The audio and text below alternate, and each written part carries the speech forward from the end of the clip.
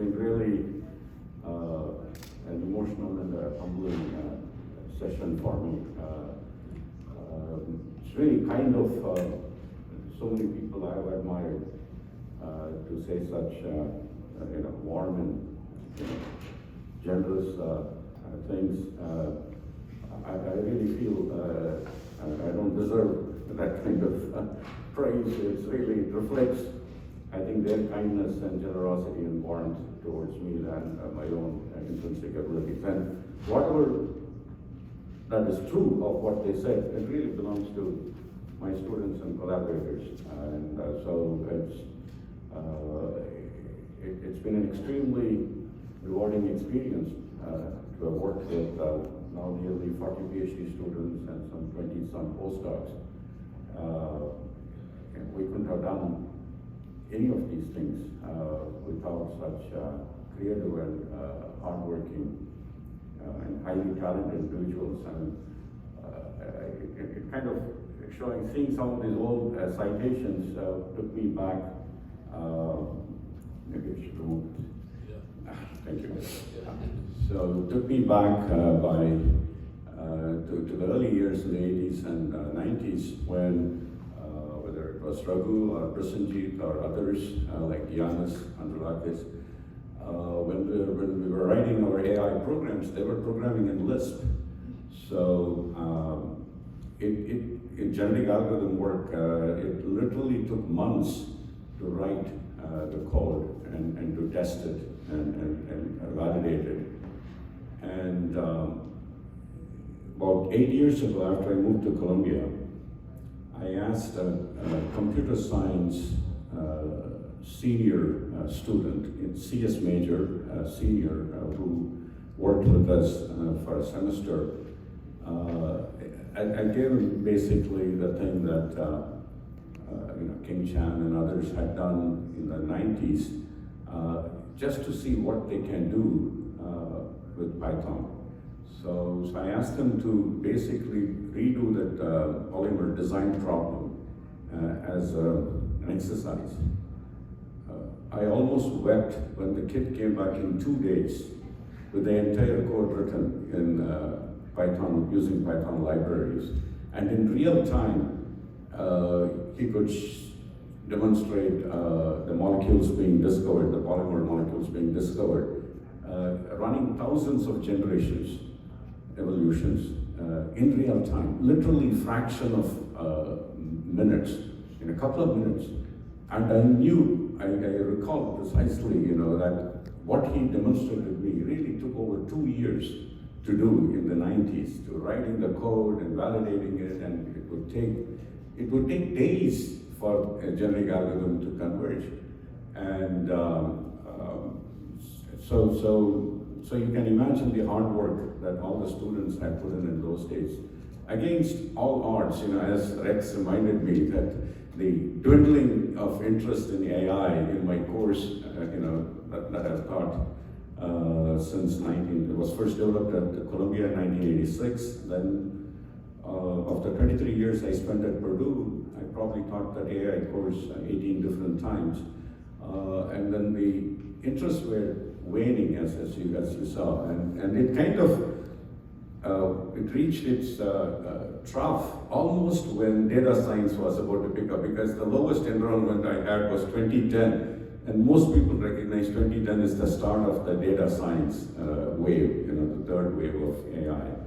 And so against all odds, these students did wonderful, wonderful things.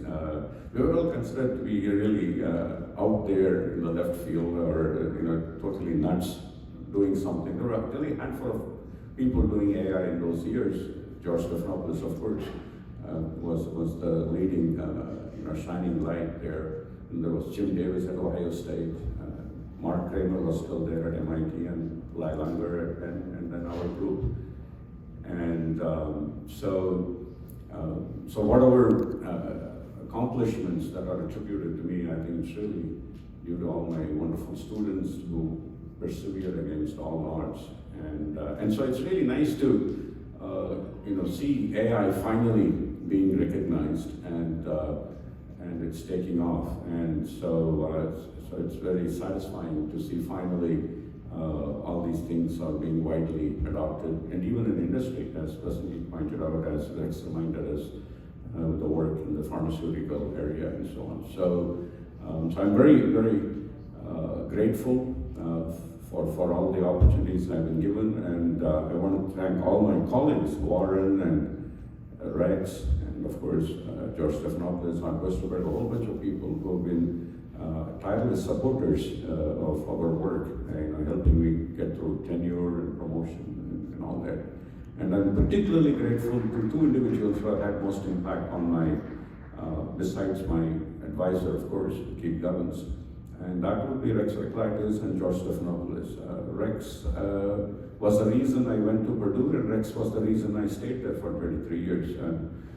Maybe there is something to what he said about me leaving on a high note from various places.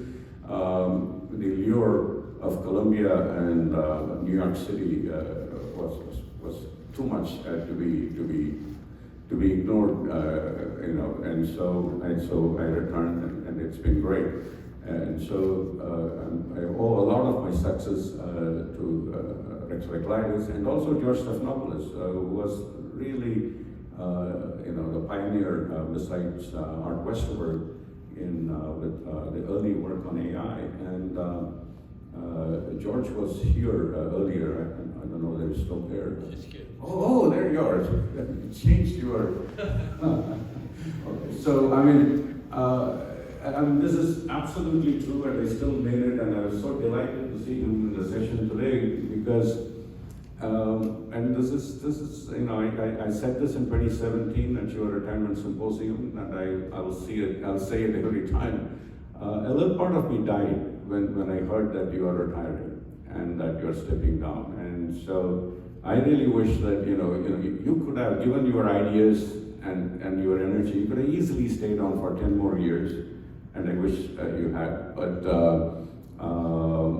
But George Stephanopoulos was always there whenever all the early AI work was poo-pooed by others. We could always look up to George, and George was always there as a shining beacon. So both George and Rex have had the most impact. As many of you know, I'm kind of rambling on. I'm not a systems guy, as was pointed out. I'm really by training, I'm a closet physicist. I think that's my kind of natural intellectual home. And my training was in statistical thermodynamics with Keith Govins, and so systems was I kind of, in some sense, stumbled into this area, but it is the generosity of the systems community that they never reminded me or never let me feel that I'm an outsider.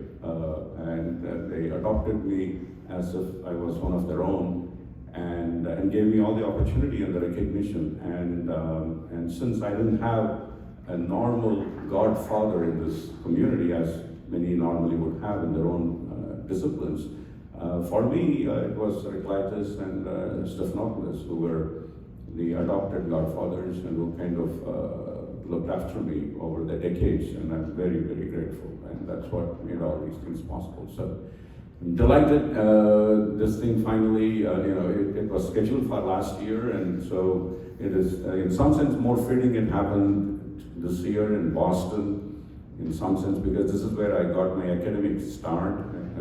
Some of you may not know, I was briefly for 2 quarters an assistant professor at Northeastern before I went to Columbia in industrial engineering. It's part of my wanderings in the intellectual landscape. And so it's nice to have this celebration in Boston, which is one of my most favorite cities. And thank you all for coming. Thank you all for participating. I really, really appreciate all the things you have said. Thank you.